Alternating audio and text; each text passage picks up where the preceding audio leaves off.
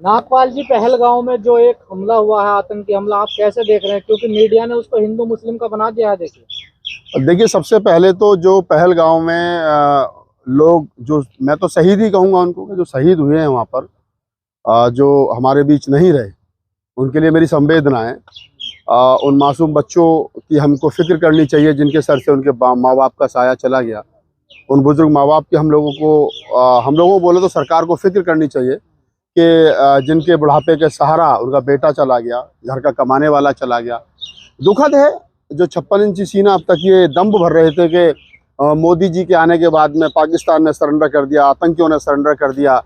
और मोदी जी के 56 इंची सीना पर को ताक पर रखते हुए अगर कोई आतंकी संगठन, अगर कोई आतंकी जमात इस प्रकार से निहत्थे लोगों पर, टूरिस्ट लोगों पर जो है इस प्रकार से धर्म पूछ करके अगर हमला किया जाता है, तो निसंदेह सरकार को सोचना चाहिए कि ये सरकार का फेलियर है, ये मोदी सरकार का फेलियर है, ये होम मिनिस्टर का फेलियर है कि वो जिस प्रकार से दम भर रहे थे कि हमारे सामने तमाम जो आतंकवादी संगठन है और उसमें पाकिस्तान को बार बार टारगेट किया जाता है कि वो पानी भर रहा है, और ऐसे में अगर जाति पूछ करके टारगेट किया जाता है और सरकार सिर्फ धर्म पूछ करके जो है वो टारगेट किया जाता है, तो कहीं ना कहीं सरकार का फेलियर, और सरकार को इस पर देश से माफ़ी मांगनी चाहिए, गृह मंत्रालय को माफ़ी मांगनी चाहिए कि उनकी जो इंटेलिजेंस जो एजेंसियां हैं वो फेल हुई हैं, और उनकी जो बॉर्डर सिक्योरिटी फोर्स है कहीं ना कहीं वो फेल हुई है, और आतंकी जो है वो कामयाब हुए हैं। तो मैं तो अमित शाह का और सरकार का फेलियर मानता हूँ, और जो लोग मरे उनके प्रति मेरी संवेदना है। तो ये आते कहाँ से आतंकवादी जो आते हैं ये देश में? अभी जिस संगठन ने इसकी जिम्मेदारी ली है, जितना मैं इसको पढ़ रहा था गूगल पे, तो वो पाकिस्तानी संगठन है। धारा 370 हटने के बाद में शायद वो संगठन वजूद में आया है, और वो पहले दिन से इस ताक में था कि किस प्रकार से किसी आतंकवादी गतिविधि को जो है वो एक तरीके से अंजाम दिया जाए, और उसके बाद में लोगों में खौफ कैसे पैदा किया जाए। जो कश्मीर में लोग थोड़े दिन से बेखौफ होकर घूम रहे थे, लोग सोच रहे थे कि अभी पहले जैसा कश्मीर बन गया है, पहले जैसा हो गया है, पहले बीच में जो गड़बड़ चीज़ें थी वो नहीं है, तो उन लोगों के मन मस्तिष्क में खौफ डालने के लिए कि नहीं, ये पहले जैसा कश्मीर नहीं है, ये वही कश्मीर है जिसको तुम खत्म करने की, बदलने की कोशिश कर रहे थे। तो मैं फिर कहूँगा कि देश में, देखिए मैंने कहा ना कि मेरी संवेदना उन लोगों के साथ है, लेकिन मुझे दुख है कि मीडिया जिस प्रकार से इसको हिंदू मुसलमान करने की कोशिश कर रहा है वो दुखद है। और वो इसलिए भी दुखद है कि अगर हम ये कहते हैं कि भाई मुसलमान, तो वहाँ का जो मुसलमान है, आप जाइए गूगल पर जाइए यूट्यूब पर जाइए, इंस्टा पर जाइए, इतनी रील आपको मिल जाएंगी जो वहाँ के मुसलमान रो रहे हैं। वहाँ का जो पत्रकार है मुस्लिम है, चाहे वो व्यापारी है, वो रो रहा है, वो कह रहा है कितने मुसलमान है जिन्होंने जान बचाई है। एक तो बेचारा जान बचाने के चक्कर में मुस्लिम मारा भी गया है, घोड़ा से जो लोगों को आदान प्रदान करता था। तो आप समझिए कि हिंदू मुसलमान नहीं है, ये देश के ऊपर हमला है। और देश के आज देखिए कि जिस प्रकार से जो भारत के मुसलमान हैं वो रोड पर खड़े होकर के जुलूस निकाल रहे हैं, और जो लोग मर गए, जो लोग हमारे बीच नहीं रहे, उनके लिए संवेदनाएं प्रकट कर रहे हैं, और साथ ही साथ कहीं ना कहीं वो लोग पाकिस्तान मुर्दाबाद के नारे लगा रहे हैं। तो अब कैसे यार हिंदू मुसलमान कर सकते हो इसको? ये शर्म की बात है जब हमारे देश पर एक इतना बड़ा आतंकी हमला हुआ हो और हम उसमें हिंदू मुसलमान देख करके टोपी वाले को टारगेट करें। पाकिस्तान को जो कहना है कहिए, और अन्य किसी कंट्री को कुछ कहना है कहिए, लेकिन अगर आप इस प्रकार से भारत के मुसलमानों को उस नजर से देखेंगे तो मैं समझता हूँ वो गलत है। खून का बदला खून लिया जाए, बिल्कुल लेना चाहिए। मैं तो कह रहा हूँ कि आप चिन्हित करिए, जो लोग थे, मोदी सरकार चिन्हित करे, जो लोग थे गृह मंत्रालय चिन्हित करे, उन लोगों को चिन्हित करो, घर में घुस के मारे। यार क्यों नहीं मारते हो आप बढ़ करके? आपका तो 56 इंची सीना सर्जिकल स्ट्राइक को आपने पिछले दिनों जिस प्रकार से बुनाया, वो सब कुछ ढका छुपा थोड़ी है किसी से। अगर या तो आप इतने कमजोर हैं कि आप कुछ कर नहीं पा रहे हैं। हमला किया अभी तो वो भी नहीं मिले हैं। देखिए मैं कह रहा हूँ सरकार का काम क्या, मुट्ठी भर सा देश है पाकिस्तान, वो आतंकी उसके यहाँ पल रहे हैं, और वो आतंकवादी इसलिए पल रहे हैं को भारत को डिस्टर्ब कर सकें। तो भारत इस प्रकार से कब तक, मतलब ये जो गांधी नीति है, कब तक इसको शांति शांति शांति करता रहेगा? भैया ये अशोक का देश है, चंद्रगुप्त मौर्य का देश है, ये वही लोग हैं जो जब घेरने पाए थे तो काबुल और अफगानिस्तान तक घेर लिया था। तो आप समझिए उन चीजों को कि ये बुद्ध की धरती युद्ध नहीं चाहती है, लेकिन अगर कोई छोड़ेगा तो फिर उसको कहीं ना कहीं छोड़ा भी नहीं जाएगा। विदेश मंत्रालय कह रहा है कि अगर भारत हमले की सोच रहा है तो करारा जवाब मिलेगा। अब देखिए मैं उसके बारे में क्या टिप्पणी कर सकता हूँ, वो क्या सोच के पाकिस्तान कह रहा है। जो बेचारा गधे बेच करके अपना जीवन चला रहा हो पाकिस्तान, जो क्या नाम है उधार लेकर के अपना जीवन चला रहा हो पाकिस्तान, जिसके पास में मानवता के नाम पर कुछ बचा ही ना हो, जो हर दूसरे दिन कटोरा लेकर के किसी विकसित देश के सामने खड़ा रहता हो, और वो भारत के सामने इस प्रकार की आंख में आंख डाल करके करो करारा जवाब मिलेगा। तो ये हमारे जो देश के इतनी बड़ी सेना है, इतना बड़ा हमारा इकोनॉमी है, इतनी बड़ी हमारी जनसंख्या, उसके लिए भी कहीं ना कहीं लान। नागपाल जी, पाकिस्तान से पहले अपने देश की सरकार से सवाल नहीं पूछने चाहिए? ये बिल्कुल, हमले हो क्यों रहे हैं? मैंने तो कहा है कि ये हमले हो रहे हैं सरकार का फेलियर है, ये हमले हो रहे हैं, ये गृह मंत्रालय का फेलियर है। और ये जो दम्भ भर रहे थे कि हमने पाकिस्तान को घुटनों पे ला दिया, पाकिस्तान को रुला दिया, रोज जो क्या नाम है आर पार और टक्कर और पता नहीं कौन कौन से शो टीवी पर आते हैं, ये टक्कर और आर पार और ये कहाँ चले गए सब लोग। तो ये विचारणीय प्रश्न है जिस प्रकार से ये सरकार से सवाल नहीं पूछ रहे, ये तो विपक्ष से सवाल पूछ रहे। मैं पूछ रहा हूँ कि यार ये समय ना तो विपक्ष से सवाल पूछने का है ना किसी और से सवाल पूछने का, ये सवाल जो है सीधा सीधा कहीं ना कहीं सरकार को ये इस बात के लिए बाध्य करने का है कि सरकार चाहे कि वो कहीं ना कहीं पाकिस्तान या वो जो लोग पाकिस्तान नहीं, वो जो लोग किसी भी कंट्री में छुपे हुए, भारत में भी हैं अगर वो, तो उन लोगों को चिन्हित किया जाए और सरेआम रोड पर खड़े होकर के सूली पर टांग दिया जाए। मैं तो खुद सवाल कर रहा हूँ कि भाई भारत की जो खुफिया एजेंसी है जिन पर हमें बड़ा नाज है, जिनको हम घी दूध पिला रहे हैं, वो क्या कर रही है, उनका ये फेलियर है और क्या ये कितने दिनों के बाद पुलवामा हो गया। पुलवामा का आज तक सटीक पता नहीं चला है वो कौन लोग थे उसमें, जो लोग मारे गए उनके बेचारों के अभी तक आंसू नहीं सूखे थे एक तरीके से, और उसके बाद में ये फिर दोबारा घटना हो गई है। तो आप समझिए जिस प्रकार से मुल्क को तबाह करने की कोशिश की जा रही है, और बार बार हिंदू मुसलमान, क्योंकि हिंदू मुसलमान में कहीं ना कहीं सरकार को मजा भी आ रहा है, हिंदू मुसलमान करने से उसका वोट बैंक भी इकट्ठा हो रहा है, और लोग भारत के अंदर भी ऐसे कुछ अनपढ़ और कुपढ़ लोग हैं जिनको उनको भी मजा आ रहा है। लेकिन बुद्धिजीवी वर्ग को चाहिए कि इसको हिंदू मुसलमान ना करके देश की एकता अखंडता को बनाए रखते हुए हमारे देश के ऊपर हमला हुआ है, हमें जिन लोगों ने हमला किया वो चाहे किसी भी धर्म है, किसी भी मजहब के, उनको मुंहतोड़ जवाब देना और उनको वही सबक सिखाना ताकि वो आने वाले समय पर याद रखें। पार्टी बड़ी परेशान है, कहने धर्म पूछ कर मारा जा रहा है,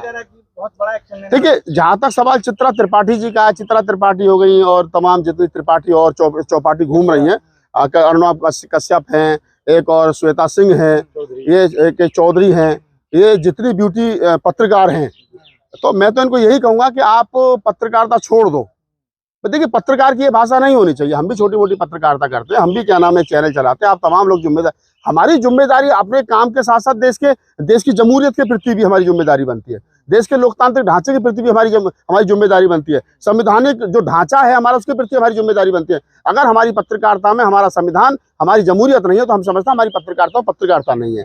तो जो भी पत्रकार इसको हिंदू मुसलमान करने की कोशिश कर रहे हैं, निसंदेह वो भारत के संविधान से अपने आप को ऊपर समझ रहे हैं, भारत की जमहूरियत से अपने आप को ऊपर समझ रहे हैं। ऐसे पत्रकारों को बहिष्कार होना चाहिए। और मुझे खुशी है कि जब क्या नाम है वो क्या उन पत्रकारिता महोदय क्या नाम है जो गई थी अभी चित्रा त्रिपाठी जिनका भी हाल ही में तलाक हुआ है, चित्रा त्रिपाठी जी गई थी वहां पर, तो गो बैक घेर लिया उनको और वापस कर दिया वहां से। तो आप हिंदू मुस्लिम कर, तो देखिए ना कि सरकार के इशारे पर वो सब कुछ हो रहा है। कई बार तो मुझे शक होता है कि जो आतंकी हमले हो रहे हैं ये हो रहे हैं, कराए जा रहे हैं, ये भी कहीं ना कहीं मुझे शक होता है। हालांकि मैं एक जिम्मेदार नागरिक होने के नाते, एक लोकतंत्र का प्रहरी होने के नाते ये कह सकता हूँ कि ऐसा नहीं है, ये एक दुर्घटना है और हमें इसका पूरे देश को इकट्ठा होकर के मुंह तोड़ जवाब देना चाहिए। ये समय कैंडल मार्च निकालने का नहीं है, ये समय उन लोगों को ढूंढने का जिन लोगों ने हमारे देश के उन तमाम बुजुर्गों को, युवाओं को, बच्चों को आंखों में आंसू दिए, उनको ढूंढ करके उन्हें कहीं ना कहीं सबक सिखाने का। मीडिया तो कह रहा है भारत सरकार ने बड़ा एक्शन ले लिया, वीजा बंद कर दिए, देखिए उससे क्या होगा। आपने भाई आप चाइना ने आपको डिस्टर्ब किया तो चाइना के आपने 48 या 45 कुछ ऐसे ऐप बंद कर दिए उस समय पर, बड़े खुशी है साहब अब चाइना घुटनों पे आ जाएगा, 45 ऐप बंद कर दिया, टिकटॉक बंद हुआ, कुछ हुआ? कुछ नहीं हुआ ना। अब आपने पाकिस्तान के लिए वीजा बंद कर दिया, पाकिस्तान का और कुछ बंद कर दिया, अटारी बाघा बॉर्डर बंद कर दिया, तो कर दिया, उससे क्या हो रहा? अटारी बाघा बॉर्डर से तुम्हारे कौन सी आमदनी हो रही थी पाकिस्तान को, बताओ मुझे। अरे वहाँ शाम को एक परेड होती थी, वो परेड बंद हो गई, बात खत्म हो गई, तो उसमें खर्चा ही होता था भारत सरकार का है। तो ये कहना क्या वो आपके इस जो आपने ये घटनाक्रम करा है, जो आपने आप जिनको आप उपलब्धियां गिना रहे हो, इन उपलब्धियों से कुछ पाकिस्तान को फर्क पड़ा? ऐसा नहीं है। आज भी देखिए आप कितना भी पाकिस्तान के साथ युद्ध लड़ लीजिए, लेकिन लाहौरी नमक वहीं से आएगा, सुपारी वहीं से आएगी। तो ये बहुत सारी चीजें ऐसी हैं, व्यापार चाह करके भी बंद नहीं कर सकते। जो चीज भारत में बनी नहीं रही है और आपका उसके बिना उनके बिना काम नहीं चलेगा, तो कहाँ से लाओगे वो? तो जब देश आजाद, जब दो टू नेशन थ्योरी के आधार पर पाकिस्तान और इंडिया अलग अलग हुए थे, तब उसमें लिखा गया था हमारे संबंध कैसे भी रहें, फिर भी कहीं ना कहीं जो व्यापारिक संबंध है वो रहेंगे। सीना लाल आंखें, एक सर के बदले 10 सर, क्या ये है सब? ये मीडिया वालों से पूछो, ये चित्रा त्रिपाठी, अंजना कश्यप, श्वेता सिंह, सुधीर चौधरी और अभिज्ञान क्या नाम है आशीष देवगन, और वो एक वो अभिज्ञान कौन सा दूसरा वो जो पीटता रहता है अर्णव गोस्वामी, वो लोग बताएंगे जो सरकार के सारे पे सुबह शाम तक शो चलाते, टक्कर और आर पार और पता नहीं कौन से सरकार पे आप हमला बोल रहे हैं। क्या कह रहे हैं आप? देश का संकट आया और सरकार पे हमला बोल रहे हैं, तो हमला किस पर बोलूं? मेरी सरकार का फेलियर है तो मैं सरकार से ही तो सवाल पूछूंगा, गृह मंत्रालय की जिम्मेदारी क्या है? अमित शाह जी की क्या जिम्मेदारी है? देश के गृह मंत्री हैं, देश की रक्षा सुरक्षा हमने उनके हाथ में सौंप रखी है। और अगर देश की रक्षा सुरक्षा पर कहीं ना कहीं इस प्रकार के हमले होंगे, हमारे मासूम बच्चों का कत्ल कर दिया जाएगा, युवा लोगों का कत्ल कर दिया जाएगा, होनहार लोगों का कत्ल कर दिया जाएगा, तो मैं सवाल किससे पूछूंगा जाकर के? जब देश की रक्षा सुरक्षा की जिम्मेदारी अमित शाह को सौंप रखी है, वो गृह मंत्री है, तो पूछूंगा किससे जाकर के? मैं अंजना कश्यप से।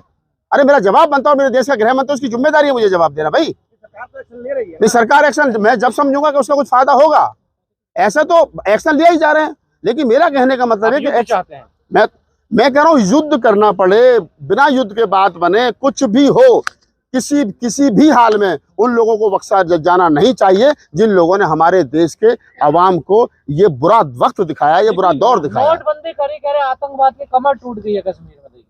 अभी तो देखो, ये आपके सामने 2016 में नोटबंदी हुई थी और हम 2025 में खड़े, लगभग 9 साल हो गए नोटबंदी हुई। 9 साल में कितने आतंकवादी की खबर टूटी आपके सामने है। 9 साल के बाद में आतंकी हमला हुआ है, हमारे 30 लोगों के आसपास मारे गए। तो मैं तो नहीं समझता कि नोटबंदी से आतंकवादी जाति नहीं पूछी वहां पर कि तुम नाइयो ठाकुर। देखिए, मैं समझता हूँ जो आपका सवाल है उसके नहीं, मैं वहीं आ रहा हूँ।